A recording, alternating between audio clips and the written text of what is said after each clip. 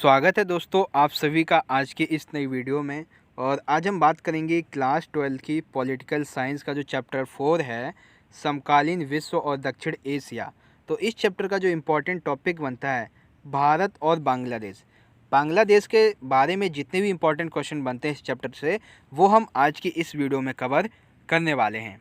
ठीक है, ये जो प्रश्न है आपके, जो मैं आपको बताने वाला हूँ, ये आपके प्री बोर्ड एग्ज़ाम और बोर्ड एग्ज़ाम में पूछे गए हैं। ठीक है, तो चलिए हम वीडियो को स्टार्ट करते हैं। तो दोस्तों बात करते हैं इस चैप्टर के सबसे पहले प्रश्न की। और ये प्रश्न जो है वो 6 मार्क्स में पूछ लिया जाता है। ठीक है, ये क्या है, बांग्लादेश में लोकतंत्र का क्या रिकॉर्ड रहा है इसके बारे में, या फिर बांग्लादेश में लोकतंत्र स्थापित होने की एक बहुत बड़ी कहानी रही है, बताइए कैसे। तो आंसर देखते हैं। सन 1970 में बांग्लादेश में पहली बार चुनाव हुए, जिसमें शेख मुजीबुर रहमान देश के प्रधानमंत्री बने एवं उन्होंने अपने आप को राष्ट्रपति घोषित कर दिया। ठीक है, पहला पॉइंट आपको याद रखना है। 1970 के जो बांग्लादेश में चुनाव हुए थे, उसमें शेख मुजीबुर रहमान देश के प्रधानमंत्री बने थे, जिन्होंने अपने आप को राष्ट्रपति घोषित कर दिया था। और कुछ समय बाद शेख मुजीबुर रहमान को गिरफ्तार करके जेल में डाल दिया गया था। जब शेख मुजीबुर रहमान को गिरफ्तार करके जेल में डाल दिया गया, उसके बाद जो सत्ता थी वो आई जनरल याहिया खान के हाथ में। किसके हाथ में? जनरल याहिया खान के हाथ में। ठीक है, जनरल याहिया खान ने अपने सैनिक शासन में पाकिस्तानी सेना बंगाली जनता के आंदोलन को कुचलने की कोशिश की, जिसमें हजारों लोग मारे गए एवं लाखों की संख्या में लोग भारत पलायन कर आए।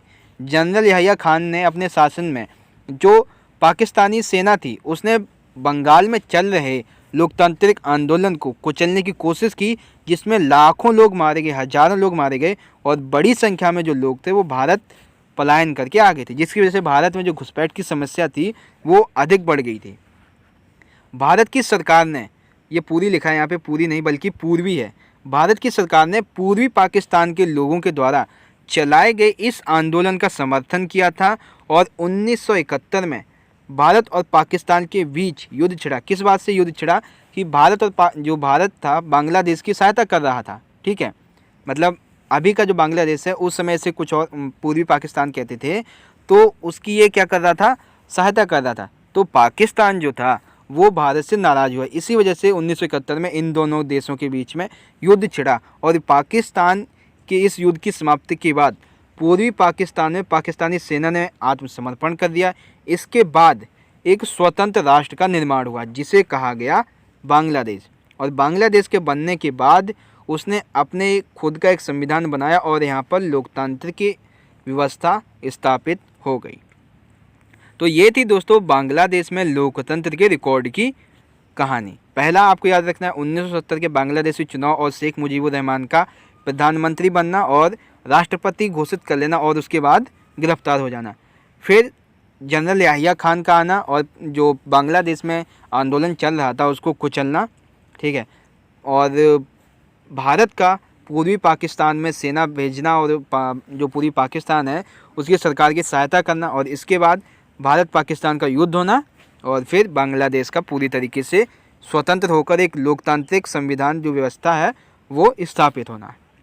ठीक है, तो आई होप क्वेश्चन नंबर 1 जो है वो आपको समझ में आ गया होगा। दोस्तों बात करते हैं इस चैप्टर के अगले प्रश्न की।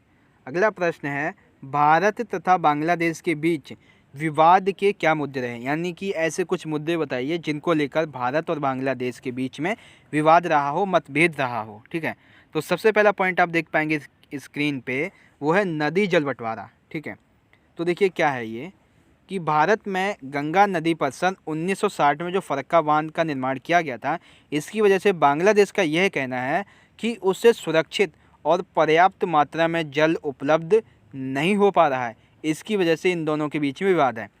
दूसरा इसी में पॉइंट आता है, तीस्ता नदी विवाद का कारण है।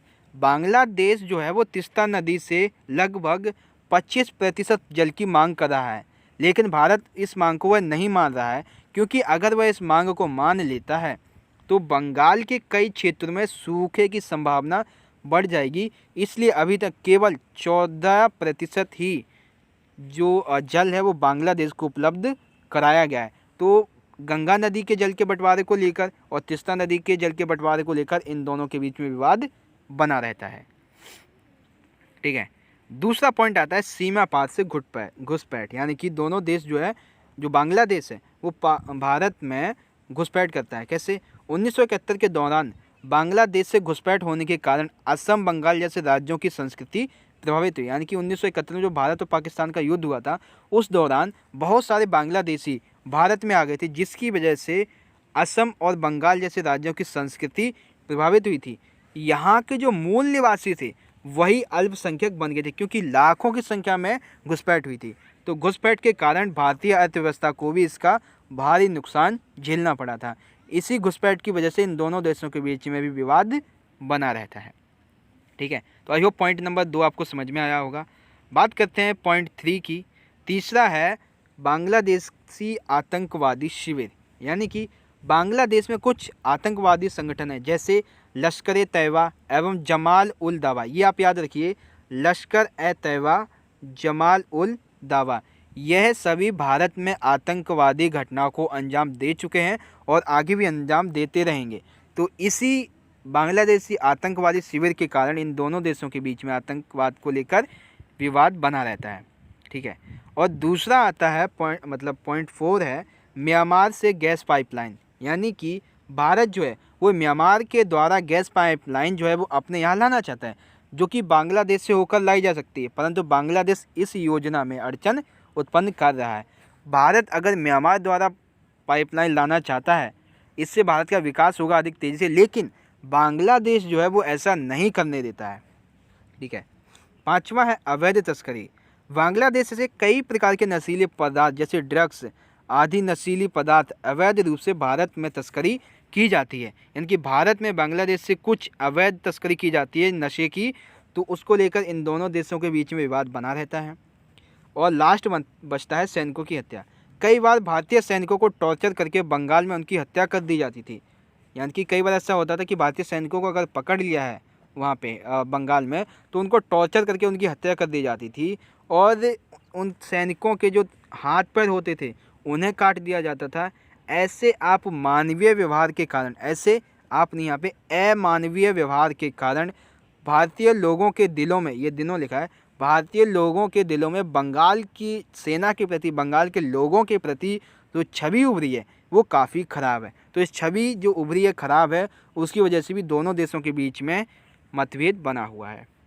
ठीक है, तो ये कुछ 6 पॉइंट थे जिसके बारे में मैंने आपको बताया। भारत तथा बांग्लादेश के बीच में विवाद के ये मुद्दे थे। पहला, नदी जल बंटवारा, जिसमें गंगा नदी और तीस्ता नदी आएगा। सीमा पार से घुसपैठ, और तीसरा है बांग्लादेश से आतंकवादी शिविर। चौथा है म्यांमार से गैस पाइपलाइन, और पाँचवा है अवैध तस्करी, और 6 है सैनिकों की हत्या। ठीक है, तो आई होप क्वेश्चन नंबर जो सेकंड है वो आपको समझ में आया होगा। दोस्तों, अब बात करते हैं इस चैप्टर के सबसे आखिरी प्रश्न की, कि इतने सभी मतभेद होने के बावजूद भी भारत और बांग्लादेश ने अपने संबंधों को सुधारने की दिशा में कौन कौन से कदम उठाए हैं। ठीक है, भारत और बांग्लादेश ने आपसी सहयोग को बढ़ावा देने के लिए या फिर संबंधों को सुधारने की दिशा में कौन कौन से कदम उठाए हैं। पहला है, बांग्लादेश भारत के पूरब चलो की नीति का हिस्सा है। भारत जो है वो ये कहता है कि हम पूरब के जितने भी क्षेत्र हैं उनका विकास करेंगे। इस नीति के अंतर्गत वह म्यांमार के जरिए, यानी कि भारत कहता है पूरब चलो की नीति के तहत म्यांमार के जरिए दक्षिण पूर्वी एशिया से अपने संबंधों को सुधारने की बात करता है। फिर दोस्तों अगला पॉइंट है, भारत और बांग्लादेश आपदा प्रबंधन से संबंधित और पर्यावरणीय जैसी समस्याओं से मिलकर काम करते हैं। यानी कि आपदा प्रबंधन से संबंधित या कोई पर्यावरणीय समस्या आ जाती है तो दोनों देश मिलकर आपस में काम करते हैं।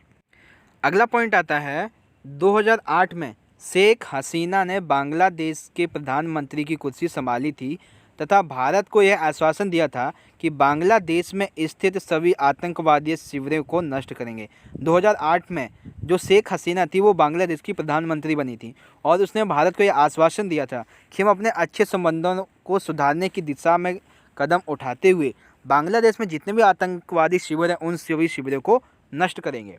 चौथा पॉइंट है, सन 2014 में भारतीय प्रधानमंत्री ने बांग्लादेश को आर्थिक सहायता प्रदान करते हुए कहा कि हम लगभग आपको 20 अरब डॉलर देने का वादा करते हैं।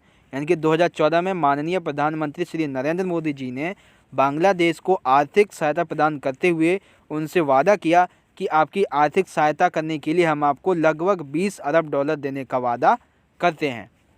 ठीक है, तो भारत और बांग्लादेश ने अपने आपसी सहयोगों को बढ़ाने के लिए ये कुछ निम्नलिखित कदम उठाए थे। ठीक है, तो आई होप आज का ये जो पॉइंट था, आज के जितने भी क्वेश्चन थे भारत और बांग्लादेश से संबंधित, ये आपको समझ में आए होंगे। अगर दोस्तों आज की ये वीडियो आपको पसंद आई, ये वीडियो अच्छी लगी है तो लाइक करना, इस वीडियो को अपने दोस्तों के साथ ज़्यादा से ज़्यादा जरूर शेयर कर देना। हम मिलेंगे दोस्तों अगली वीडियो में इसी चैप्टर के अगले टॉपिक के साथ। तब तक के लिए आप पढ़ते रहिए, अपना ख्याल रखिए। धन्यवाद। जय हिंद, वंदे मातरम।